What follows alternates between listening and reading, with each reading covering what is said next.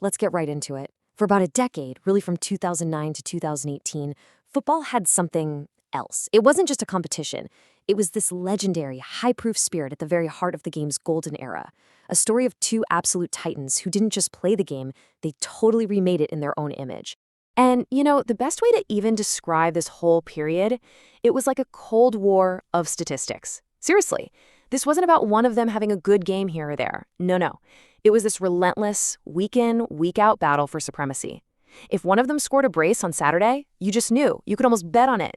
The other one was going to go out and score a hat trick on Sunday. It was just this constant, absurd escalation.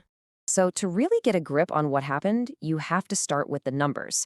And I'm not talking about just good numbers. We're talking about stats that they don't seem real.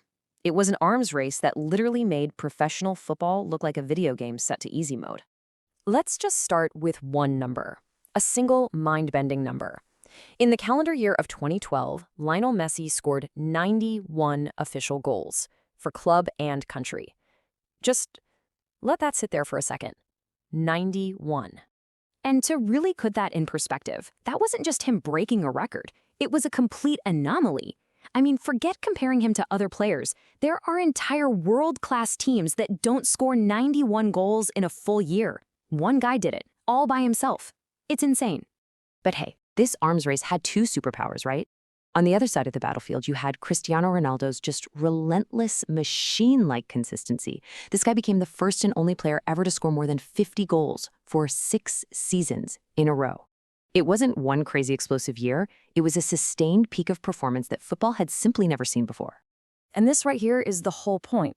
They completely shattered the scale of greatness.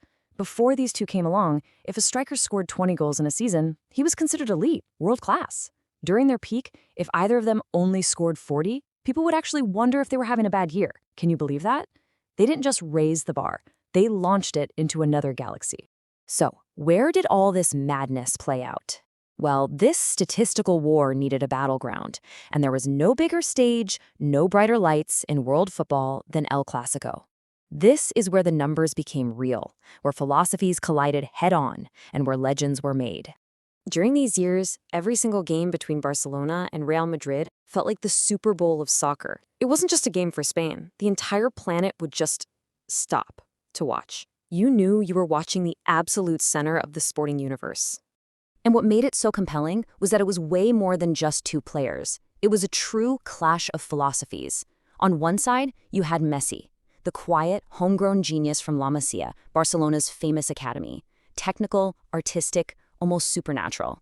And on the other, Ronaldo, the global icon, the perfect athlete, powerful, relentless, and built for the big moment. It was pure art versus raw power playing out right in front of us.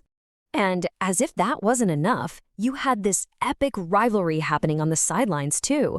The tactical battles between Pep Guardiola at Barca and Jose Mourinho at Real Madrid, oh man, that just added this whole other layer of drama. It was like a high-stakes chess match being played at 1,000 miles an hour. But, this rivalry wasn't just about stats or tactics. It got personal, and it was defined by these iconic mic drop moments where they went right at each other on the pitch. Okay, picture this moment in 2017. It's deep into stoppage time at the Bernabeu, his rival's home turf. Messi scores the winning goal. What does he do? He rips off his jersey and just holds it up to the entire, silent, stunned Madrid crowd. No words needed.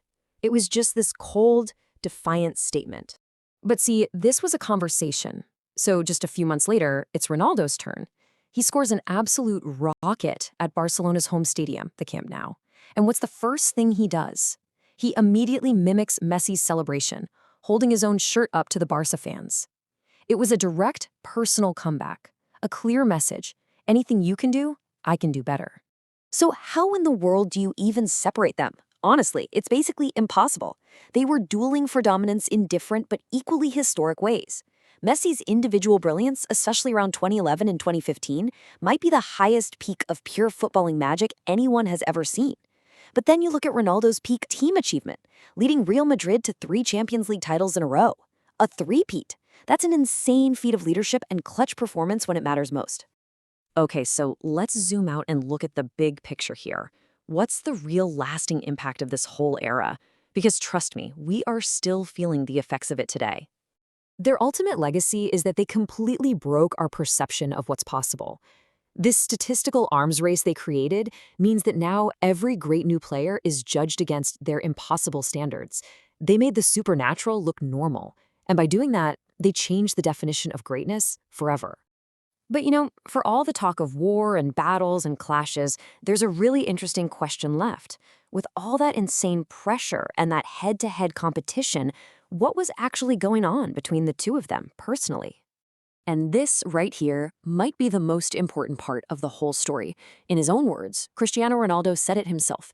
He said that they fed off each other. It wasn't just about beating him. It was about using the other guy's greatness as fuel to push yourself even higher.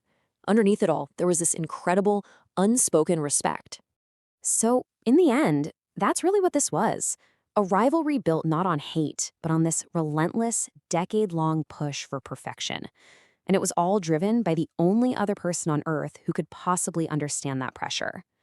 It was a story of mutual elevation. Which leaves us with a big question, right? Will we ever see anything like it again?